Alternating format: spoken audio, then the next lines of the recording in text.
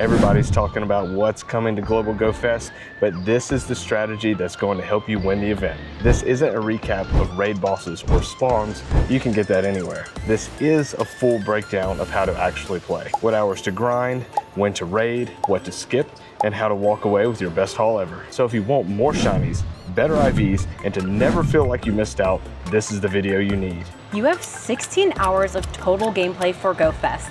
8 hours each day, and trust me, they go by so fast. And there's no way to do everything. And if you want to win Go Fest, you need to go in with a plan. Because without a game plan, you're gonna feel overwhelmed, burned out, and end up missing out on some of the rarest shinies and spawns of the event. Here's the deal.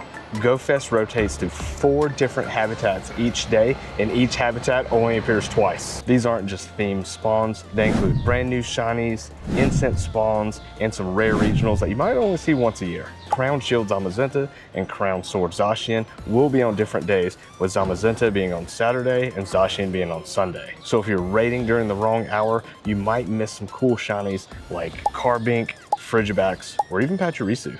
And this is exactly why our strategy is split throughout the day. 10 a.m. to 2 p.m. is mostly focused on catching to get those wild spawns and incense spawns because it's also the coolest part of the day. Then from 2 to 6 is mostly raiding. It's gonna be hot, so try to find somewhere cool that you can raid at. This structure lets you hit the best habitats at the right time without multitasking. You'll grind smarter, not harder, and you'll actually have fun doing it. Let's talk about the real strategy. What is your Go Fest priority? Is it shiny hunting? Are you trying to get that perfect PvP Pokemon? Are you IV hunting for Hundos? Are you looking for XL candy for specific Pokemon? Are you searching for some regionals that you don't have or for good trading bargains? Or are you trying to get some Pokemon that you want to trade with to get extra candy for? Once you know your goal, the rest is super easy. And so for us, that's why we focus on catching during the first 4 hours to get those super rare regional shinies and brand new shiny debuts. Then we switch to raiding during the second half of the day to focus on getting XL candy for our Zacian and Zamazenta and hopefully get a hundo of each of them. All right, and now the moment you've waited for. Here is your winning schedule, hour by hour for each day on how to actually play Go Fest. 10 a.m. is the Moonless Volcano habitat, and this is one where you do not want to raid, you only want to catch.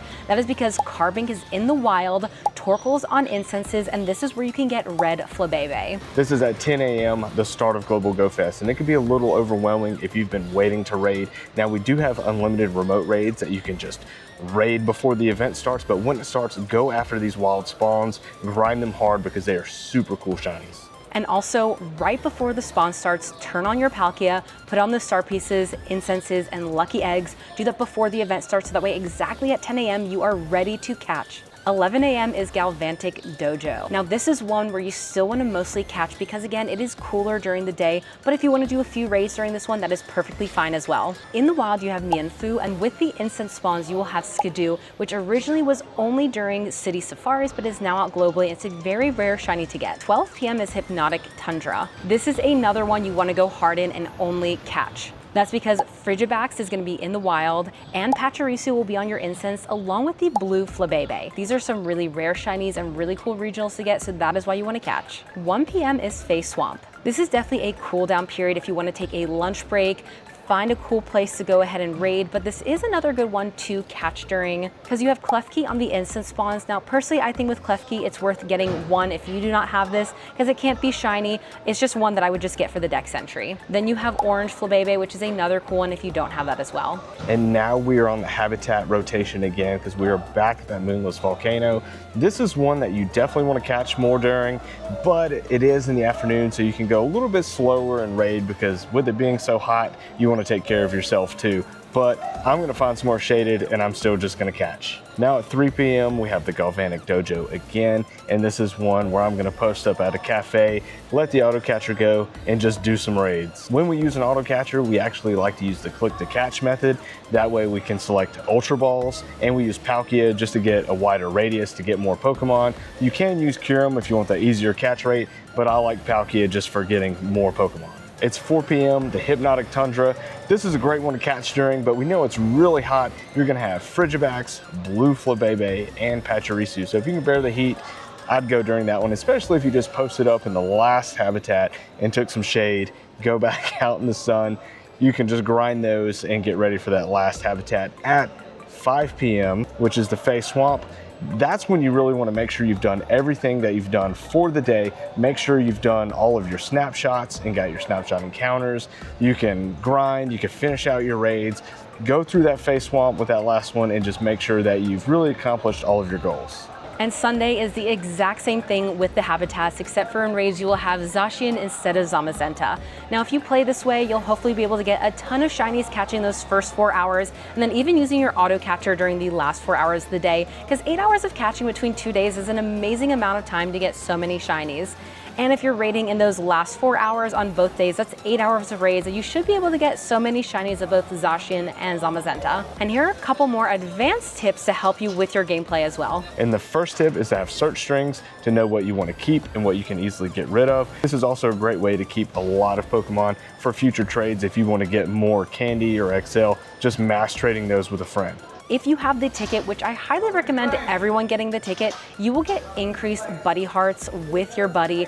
This was a bonus that we got during Global, and it was a phenomenal bonus. I would highly recommend using Poffins and taking advantage of this bonus, because that platinum badge of 200 best buddies is definitely a grind. And if you're a ticket holder, make sure you know what you're looking for in trades, who you're trading with. That way you can do all 6 special trades. And if you did get the deluxe pass for the golden bottle cap, don't forget that there are some amazing bonuses that will impact you during GoFest, like getting extra XL candy for completing 5-star raids, or getting extra candy for completing 5-star raids. So make sure to rank up as fast as you can, so that way when you're raiding, you will have those bonuses to get as much candy as possible. And make sure you have a level 3 Mega Evolve. You want to have a fighting type for Saturday, because you will be catching Zamazenta, and you want to have a fairy for Sunday, because you'll be catching Zacian. There's a global challenge that increases the catch rate, making it easier to catch.